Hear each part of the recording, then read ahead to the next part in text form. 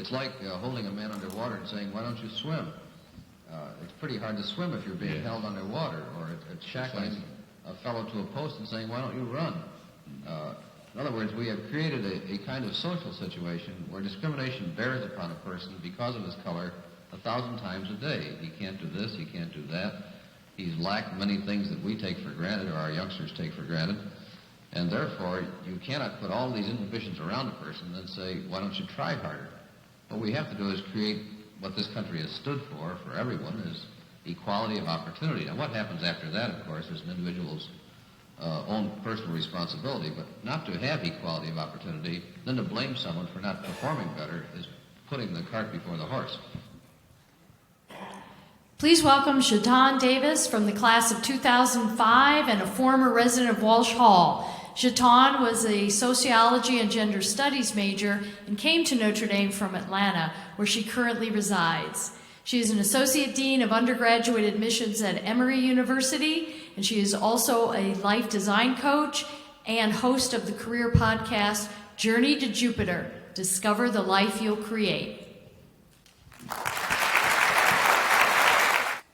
Imagine greater possibilities.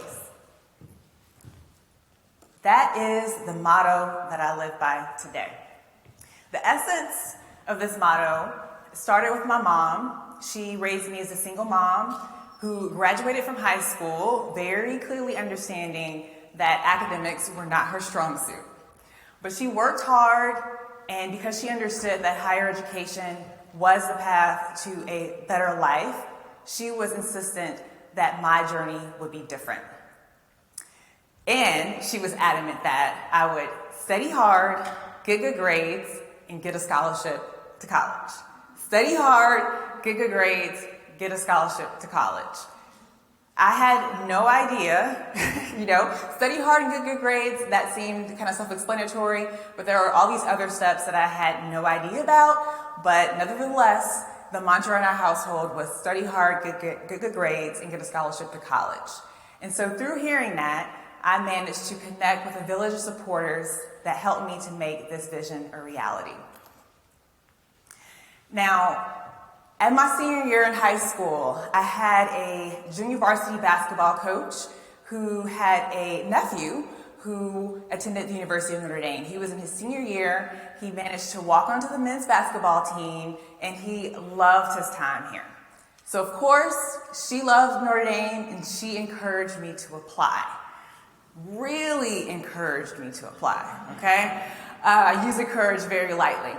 But I'm from Atlanta, Georgia, right? I'm in a place where if there's even a threat of snow, potential of snow, the milk, the eggs, the bread, they're all gone, and the entire city promptly shuts down. It sounds like some of you all kind of know what this is like, right? Yes. So I was not looking at attending a university that was anywhere near an environment that had heavy snow. But she encouraged me. I applied. I was invited to the spring visitation program that Jessica spoke to you about, that was created to recruit underrepresented students. Then I was contacted after my visit by current Notre Dame students, followed by contact from the Black Alumni Board. So after all of these touch points from the University of Notre Dame, it became very crystal clear what I would do. I would intentionally decide to study at a university that was located in the cold, so I would say that I would absolutely never do it again. So off to the University of Notre Dame I would go. In transitioning to Notre Dame, I was invited to participate in the Balfour Hesburgh Scholars Program, which is a program for high-achieving, underrepresented students. It helps them to create community as they transition to the university, and also provides them with the opportunity to continue to develop their intellectual engagement and commitment to service. Still exists today, led under the direction of Dr. Cecilia Lucero, who I consider to be a mentor and a friend.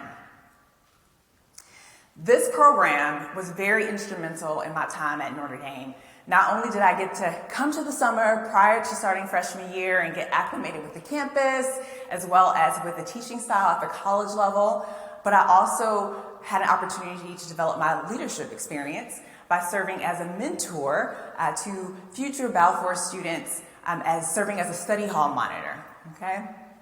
Additionally, I had the opportunity of attending classes throughout the summer, so this enabled me to graduate in 3.5 years, which I thought was a really, really good idea at the time, but as you heard, I work at a university now, right? And so clearly, I love being in the campus environment, but the Balfour Hesburgh Scholars Program did enable me to do that.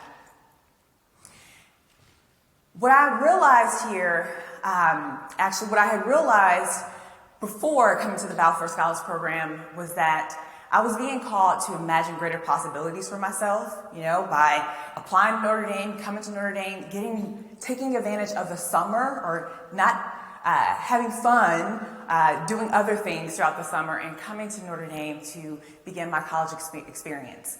I was being called to imagine greater possibilities for myself, and Notre Dame helped me to do that as a student, as an alumna, as an employee, and then as an alumna again.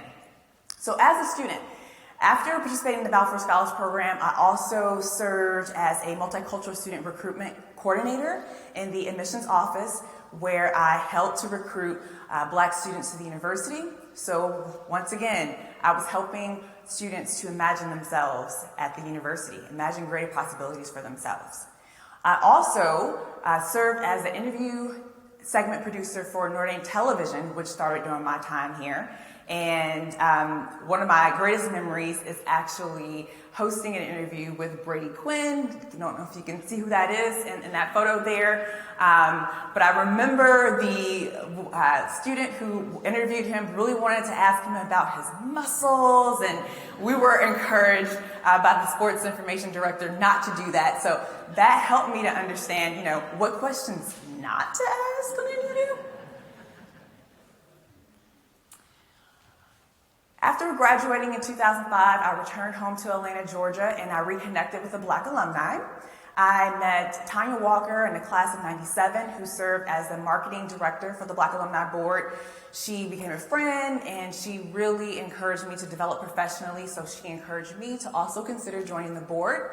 She put me in contact with the board chair, Rochelle Valsaint, who actually was the alum that I spoke with when I was admitted in 2001, so a full circle moment here.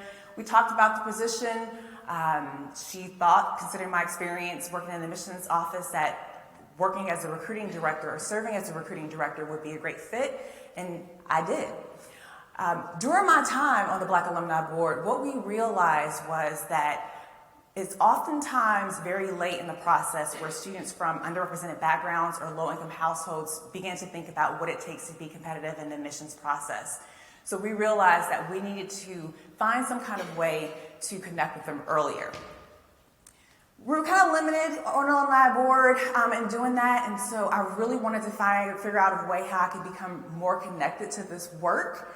And so that's where I began to consider actually making it a career. In January of 2014, the undergraduate enrollment division, which includes the Office of Admissions, Financial Aid, pre-college, they were looking to expand their social media presence. So I was hired as the inaugural Assistant Director of New Media Communications. And my first order of business was to hire new media interns.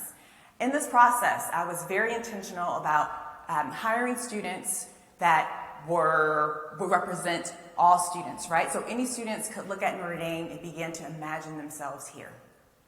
The second priority for me was also to have some professional development as part of this, where I scheduled some meetings where they met with assistant or communications professionals across the university so they could see what professional skills they were developing at the time, as well as just inspirational figures. I attempted to set up a meeting with Father Ted. This was in February of 2015, and had received a message from his assistant maybe mid-February that this probably wasn't a good time, and as you know, that meeting actually never happened. One of the things, or actually the best thing about my time working here at Notre Dame is the students, okay? Of course, they're smart. You probably see the profiles of the students that are admitted every year, and we always say, good thing we got in when we did, because we would not be getting in now. But in addition to being smart, they have heart, a lot of heart. And there was one conversation with a student in particular, Madeline Hahn. She's a graduate of 2016, who was a sociology major, went on to be a Fulbright scholar and the mentor, and she works for a Wisconsin Policy Forum today. But she was talking to me about not understanding. She wished there was a way to understand the different types of careers that existed. And that conversation really inspired me to become a certified life coach and to become a podcaster, where I actually have conversations with professionals about their career, how they landed in their careers, as well as what they do. And as you can see, well, maybe you don't know, but these are actually 10 Notre Dame alumni that I have interviewed in my podcast. I have over 96 episodes now, and I have more, but I couldn't fit all the alumni on this. But I have this podcast. It's geared for young adults, 17 to mid-20s, where we discuss the different potential career paths that exist, but more importantly, the journey that they have taken to get there. We oftentimes think that journeys are linear, which we know they are not. And so that's what's been really great about this podcast.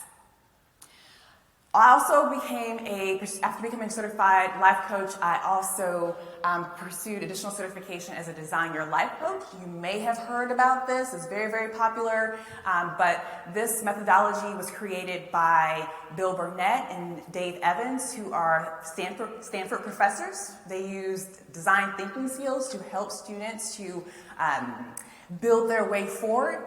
The mindsets that are really important in this methodology are to approach your life in curiosity, be open to different possibilities, have a bias to action, meaning that you can't kind of sit around and think about things. You have to get out and act, interact with the world to build your way forward, as well as reframing. So the biggest reframe that has to happen is when you think that there's only one path for you. And if you don't follow that path, your life is over. There are many different paths, and so that's the biggest reframe that I work with clients on. Next is also the mindset of awareness, the awareness of understanding that this is a journey. There are many different twists and turns in your life path, and so I work with clients to make sure that they are open to that, as well as finally radical collaboration. You can't do it alone. You have to have interact with people. You have to have prototype conversations, which that's what I do on my podcast in order to continue to build your life forward. My favorite tool that I like to utilize with clients and young people is the Odyssey Plan worksheet. Essentially, what we do is we have you create 3 different potential life paths, at least. So the first would be the path that you're on. What does the next 5 years look like for you? The second would be maybe some other idea that you have for yourself. And the third potential life path is something completely not within, you think, reality, right? And essentially what you will do is you will give your path a title. You will also gauge it for the resources that you have to make that become a reality today, right? Do you have the education?